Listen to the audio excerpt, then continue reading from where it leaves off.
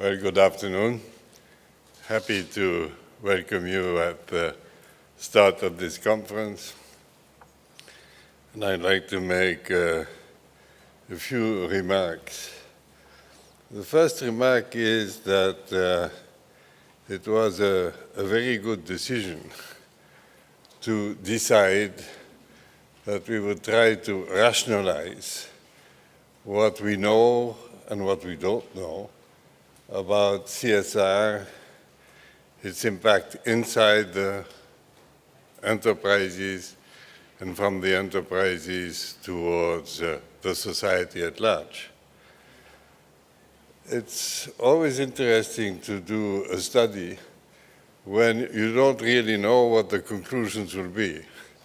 There are many studies which are done who have an importance because they confirm a feeling that you have and simply rationalize it and give it an organized way in which to present the evidence.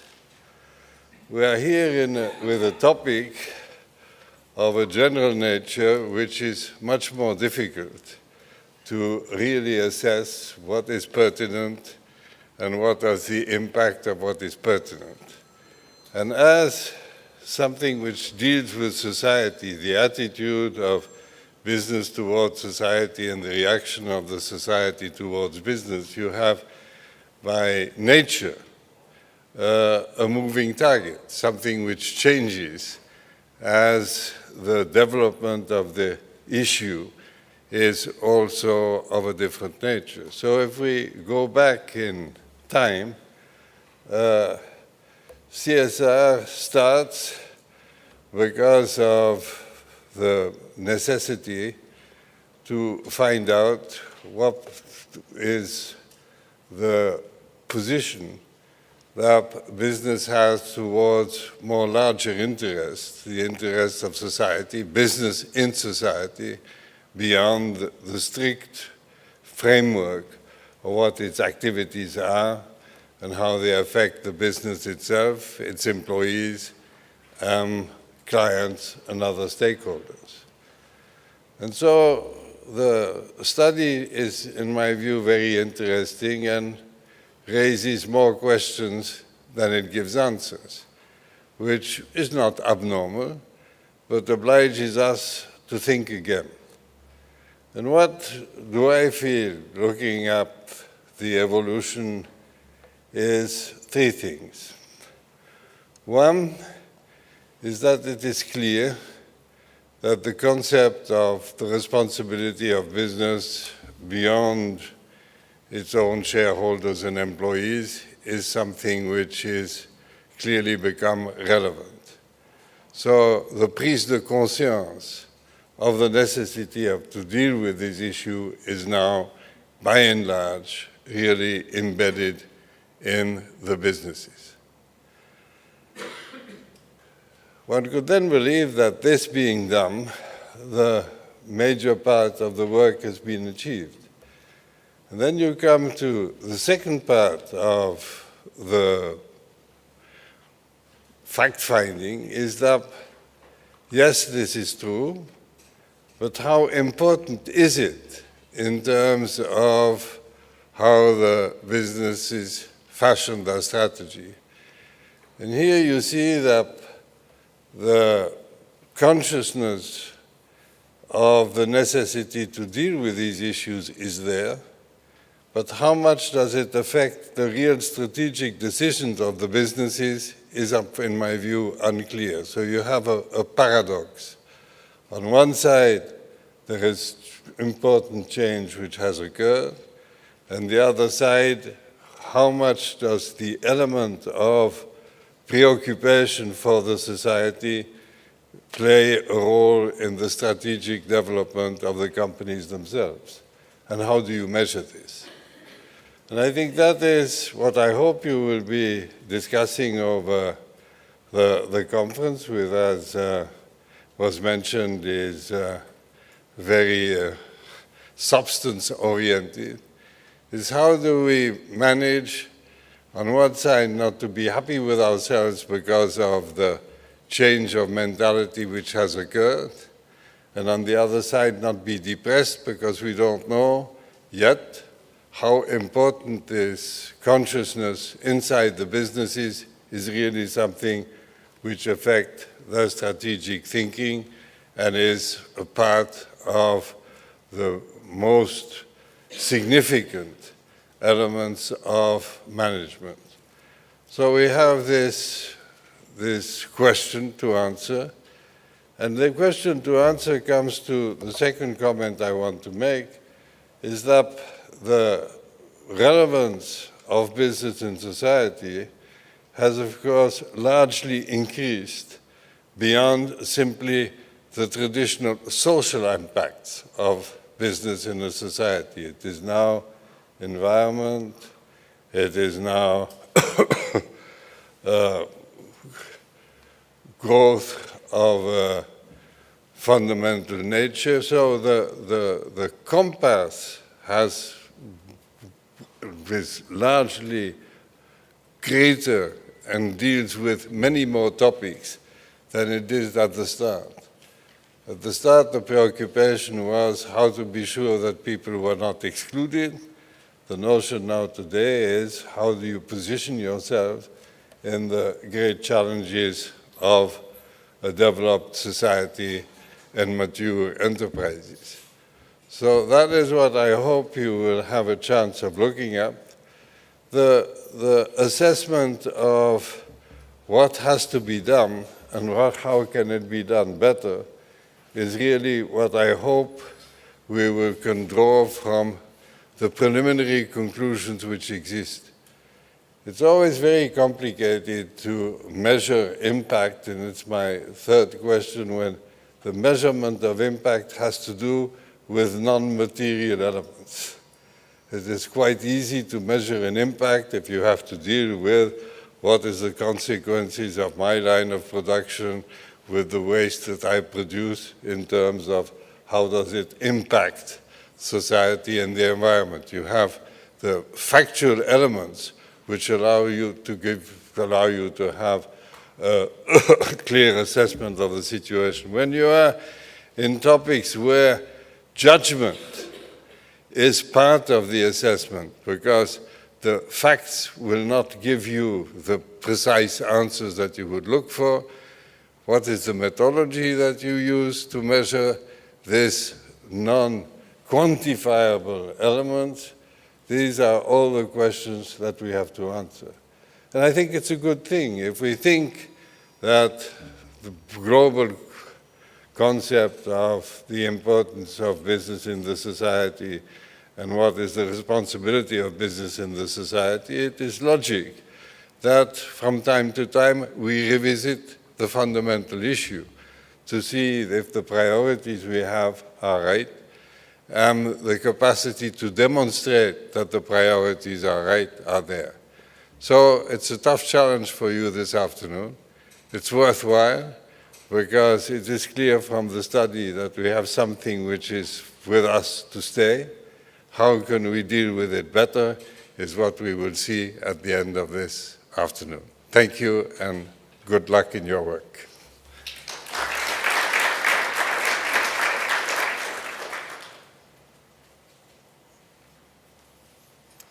Thank you very much, Monsieur Davignon. And I think your reflections are of great value to us in these kinds of debates because, of course, you have been one of the great champions at the European level of corporate responsibility.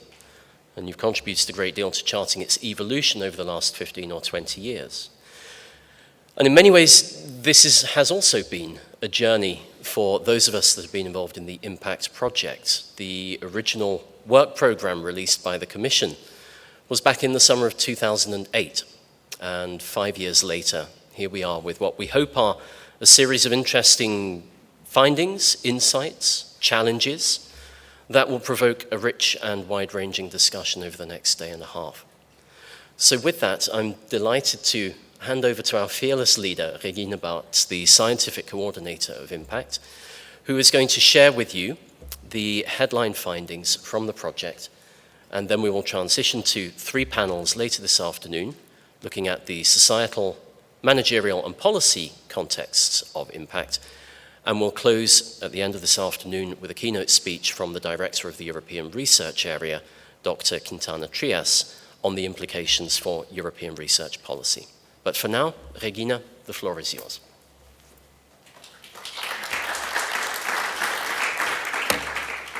Thank you very much. It's one of the last events of impact, almost impossible to believe after more than 3 years of joint work in a wonderful consortium. Simon just said that I will give you some key findings. Actually, I will also give you an overview of what we did, where we started, why we did what we did, and during the next 2 days, parts of the consortium, some of the work package leaders you will meet, and they will share with you some of the major results and discuss with you. So I won't present you kind of 30 minutes of condensed results, but rather give you an overview about the project, and we have the next 2 days, especially today for the policy recommendations and what it means for businesses, tomorrow for special stakeholders, and on special, more detailed results of the project. 17 partners, universities, independent research institutes, and business schools joined in 2008, 2009 to draft the proposal for impact, and thanks again for the Commission and for the EU to fund this research project for 17 partners who worked together in the last 3 years. It was funded within the 7th framework program in the socio-economic sciences and humanities part. It was a 3 years project, and the main issue and the main content of the project was given actually by the Commission, by DG Research in the program, because what they wanted to know from us is how can you measure and explain CSR impact in the EU 27 in 3 impact areas, and these were the 2 new questions to the topic, to CSR research. In how far does impact refer to societal impact from CSR, and we were to take this stance in the research to look at societal impact. So if we talk about impact later on, we mainly do not speak about impact for the company, so it's not about reputational impact, even though it might have a reputational impact. It's impacts on society and on environment. And also, we were to develop methodologies, tools, how you can do that in a company. We did that in 3 impact areas: economy, growth. The whole project was set in the context of the Lisbon and then 2020 strategy. It was about environmental objectives.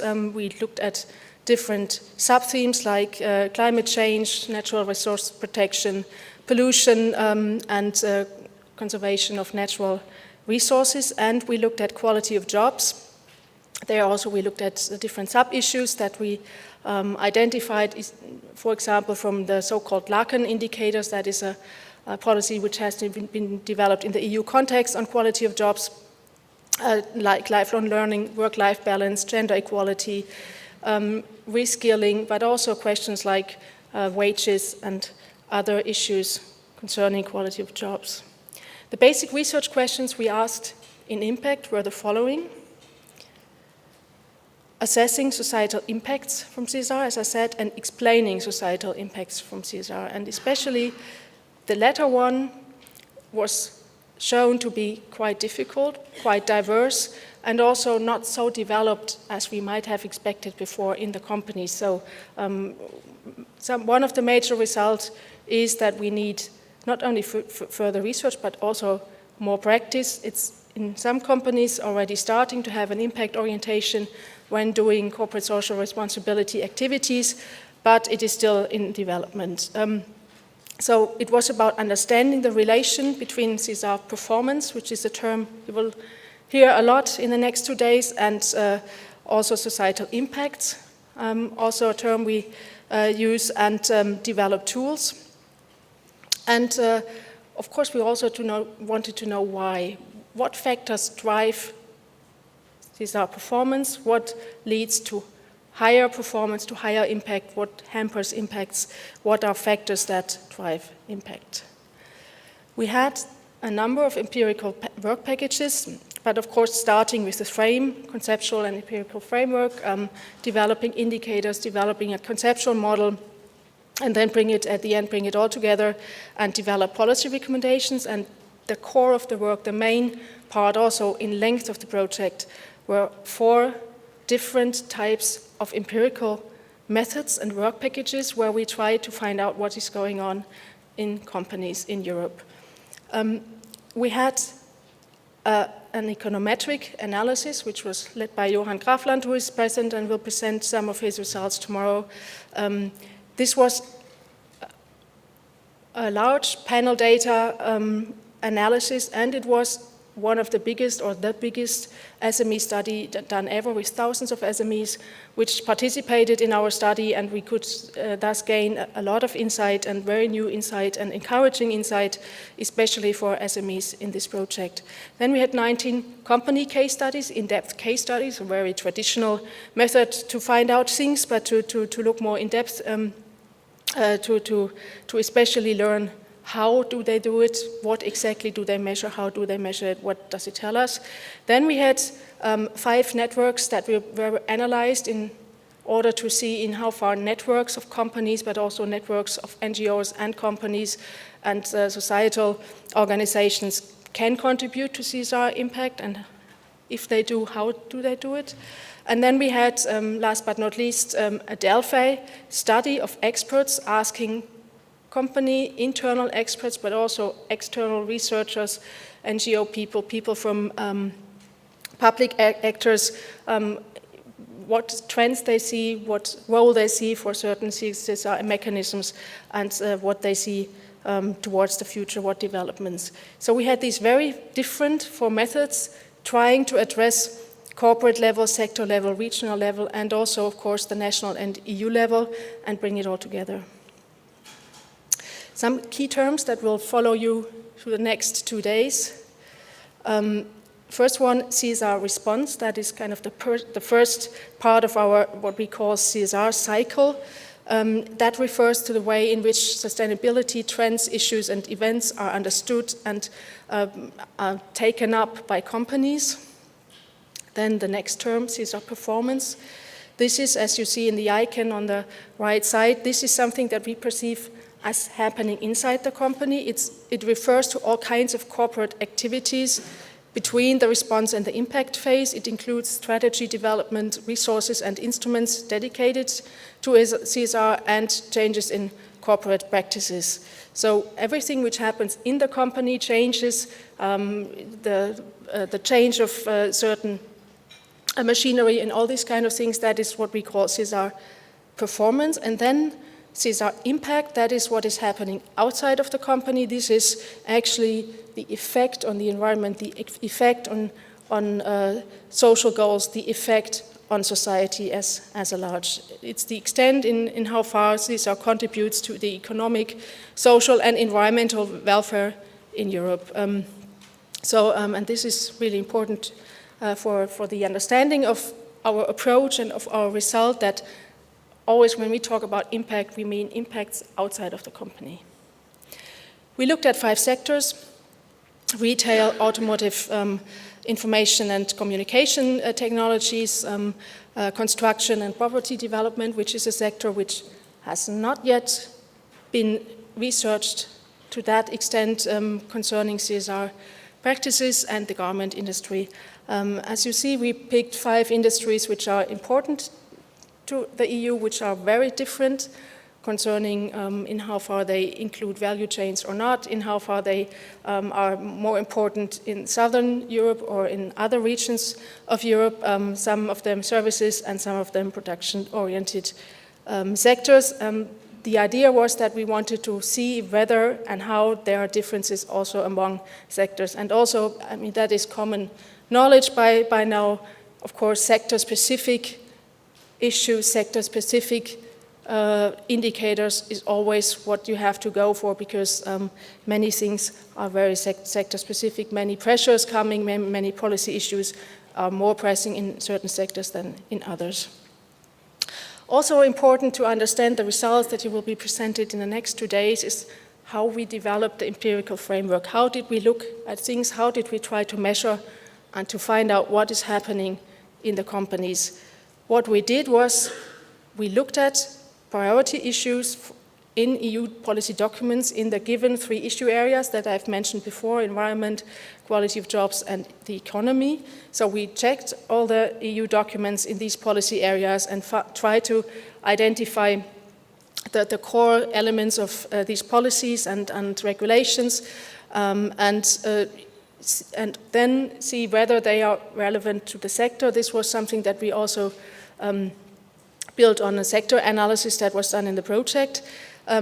Then we looked at existing and possible CSR activities in order to contribute to these policy goals which were identified in the EU context. We tried to, or we developed indicators. We used as much as possible indicators that were already existing in the framework of certain climate change mitigation programs, and of course also in the context of the existing non-financial reporting initiatives and so on. And of course, then we try to, by interviews, by questionnaires, by the analysis of existing documents, we try to find out what kind of data can we get in order to relate them to the indicators, and what does this tell us on the impact created and the performance created, starting with the performance by these companies on the policy areas we were looking at. So if you hear results presented from the project, this specific approach we took in the project was to start with the public policy goals, as it was an EU-funded project. They wanted to know in how far society and environment are affected by CSR mechanisms, and this is why we chose this approach to not look what do companies do, but rather what is expected from a policy side point of view, what is expected to happen in the next years, what does the EU strive for. Viscount Davignon has said it already. CSR is a moving target, and it was a very moving target in the verge of our project, because the Commission changed its definition of CSR during the duration of the project, which was not that easy, because when we started with the project, we actually used the CSR definition, which was formally given by the EU, which mainly said that corporate social responsibility are voluntary activities beyond compliance. So it was the voluntary element and the beyond compliance element that would discern CSR from normal business as usual. Now, with the new definition taken by the Commission in its new communication, this distinction between voluntary actions and compliance with existing law as kind of the distinction of CSR was abolished, and it was rather used a more integral definition where it says how companies address social and environmental issues. And actually, this new definition of the Commission is much more in line with what we found in company practices than the old one.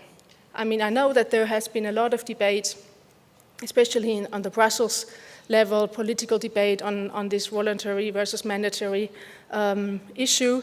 But what we find in companies is that they don't make this distinction. And it's understandable why they don't make it, because if they do an action, very often they do it because they have to comply with the law, but they also do it because it helps them to comply with the law, and it might go beyond the law, but not all of it. So in order to really make a distinction when measuring, that would make a very complicated and not very practical stance for companies, because for them it's important in how far can they enhance positive effects and reduce negative effects by what they do, and it's not so much whether they do that mandatory or voluntarily.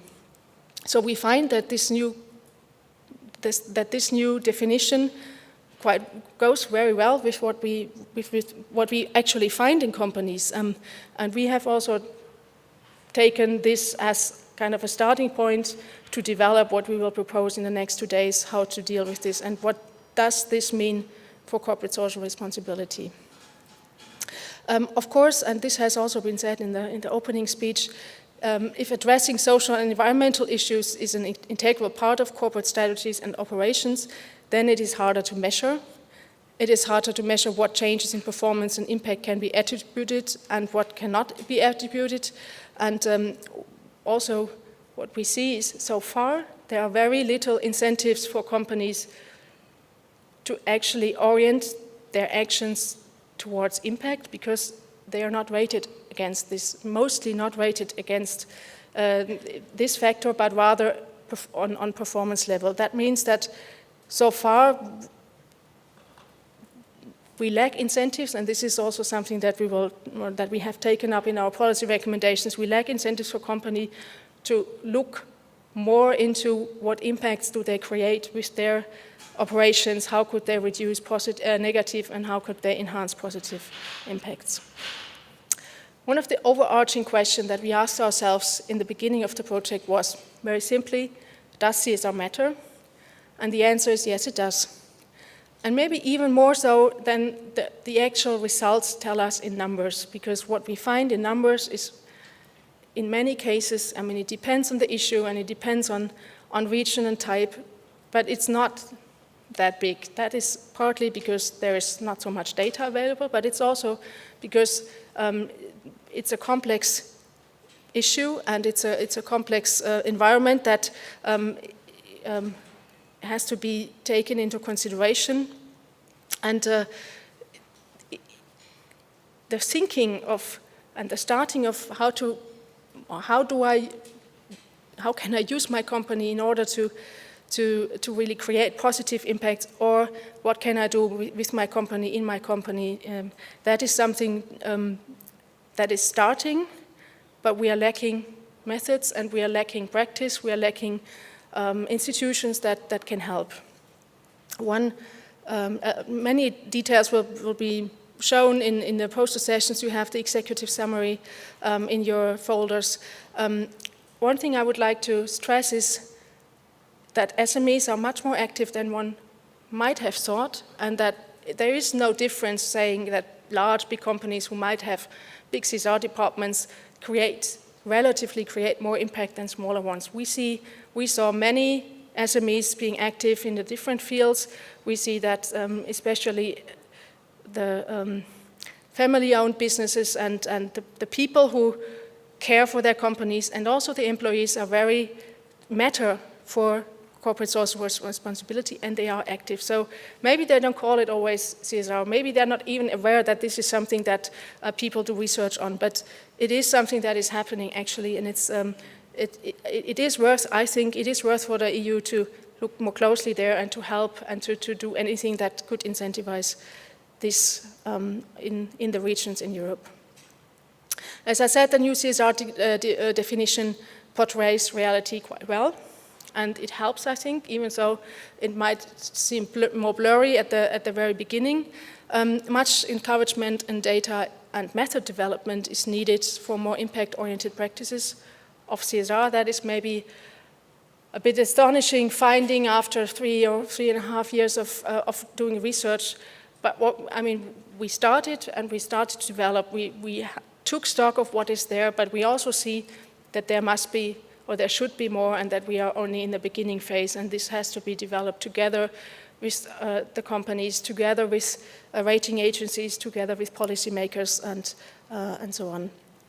I just picked 2 recommendations. They will be discussed in more detail today. What we propose, for example, is an EU clearinghouse for corporate impact assessment and management, a term I will come to in a minute, and that could be a first step forward, to have a clearinghouse that collects material, that advises, that develops methodologies, that collects data, that allows you to do benchmarks, all these things that are lacking at the moment. And one other very major and very simple, in a way, policy recommendation towards the Commission is to include impact orientation when implementing CSR policies, when implementing the action plan. One conclusion from our finding that companies do not actually discern voluntary and mandatory, that they at least start to begin to try to implement such considerations in core strategies, but that it is also very complex if you want to follow and if you want to identify the pathways of impact that your company has through your production, through your products. So what we propose is to broaden the thinking of how to manage these issues and to say, okay, it's not about responsibility also, it's corporate impact assessment and management. It's something which is targeted, which is implemented in the core strategy, in the core of the company. We propose these two new terms, which also we think fit better towards what the Commission strives for in its new communication. Corporate Impact Assessment and Management, CIM, is a term that will follow you in the next 2 days. Corporate Impact Assessment as the identification and measurement of companies' external impacts, that is the base and the focus of this on issues in the areas of society, environment, human rights, economy, and so on. And Corporate Impact Management, which is very closely linked to the assessment issue, and which is also something we want to emphasize, that actively managing your issues. That doesn't mean that we do not take stock of the realities companies have to act in, but it means to proactively develop strategies to at least analyze where you are, what your impacts are, and how you can manage them, and how you can implement this in decision-making in your company. What will be the main products of this project? We still have 2 weeks to go, and we will have a practitioner's handbook on corporate impact assessment and measurement. That is something that will come up first. That will be in very few weeks. Then we will have a book publication published with Edward Elgar, probably in 2014. That will comprise all the details of the work we did, all the methodologies, everything which was done in the different work packages. And we will have a special journal issue on impact results in the Corporate Governance Journal in 2015. So you will still be accompanied with impact for quite a while. We still have some stuff to do, as you can see. But I think it's worth it. It was an exhausting 3.5 years, but it was extremely interesting. We learned a lot, and I hope that we were able to compile the findings in a way that it also helps you to learn something. And we are very interested in your remarks, in your discussion, in your feedback. And thank you very much for coming and for listening.